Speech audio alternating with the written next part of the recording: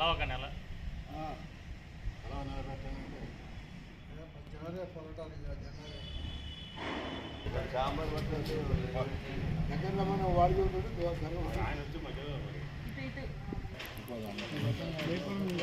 అందరికీ నమస్కారం.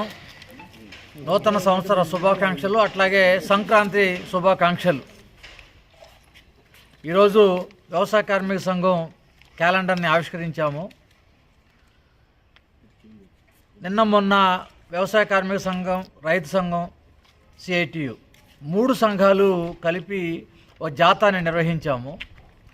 ఈ జాతా దేనికోసం అనంటే కేంద్ర ప్రభుత్వం వ్యవహరిస్తూ ఉన్నటువంటి ప్రజా వ్యతిరేక చట్టాలకు వ్యతిరేకంగా.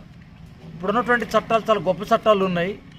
ఈ గొప్ప చట్టాలను మొత్తం తీసేసి చీకటి చట్టాలని మన కేంద్ర ప్రభుత్వం తయారు చేస్తూ ఉంది. పోయిన పార్లమెంటు సమావేశాల్లో ఈ చీకటి చట్టాల ఆమోదం కోసం వాళ్ళు పెట్టుకున్నట్టుగా కనపడతా ఉంది. దీంట్లో మొదటిది ఉపాధి హామీ చట్టాన్ని రద్దు చేయటం. ఉపాధి హామీ చట్టాన్ని రద్దు చేసి విబిజీ రామ్జీ పేరుతోటి ఒక కొత్త స్కీముని తీసుకొచ్చింది. పేద ప్రజలందరికీ తమ ఉపాధిని పోగొట్టేటటువంటి పనికి ఈ కేంద్ర ప్రభుత్వం పూనుకుంది. అట్లానే రైతాంగానికి సంబంధించి విత్తన చట్టం ఒకటి ఆమోదించింది. అట్నే నూతన విద్యుత్ బిల్లును ఆమోదించింది. ఇక రాబోయే కాలంలో ఈ నూతన విద్యుత్ బిల్లు ప్రకారము ఎక్కడ సబ్సిడీలు ఉండేటటువంటి అవకాశం లేదు. ఇక కార్మికులకు సంబంధించి గతంలో ఉన్న చట్టాలను మొత్తం తీసిపడేసి 4 కోడులుగా విభజించింది.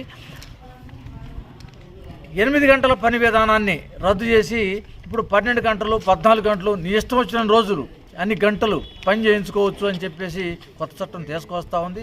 ఈ రకంగా కార్మికులకు, రైతులకు, వ్యవసాయ కార్మికులకు వ్యతిరేకంగా ఉన్నటువంటి కేంద్ర ప్రభుత్వాన్ని వెనక్కి కొట్టాలనేటువంటి ఉద్దేశంతో ఇప్పుడు ఈ 3 సంఘాలకు కలిపి పనిచేస్తూ ఉన్నాయి.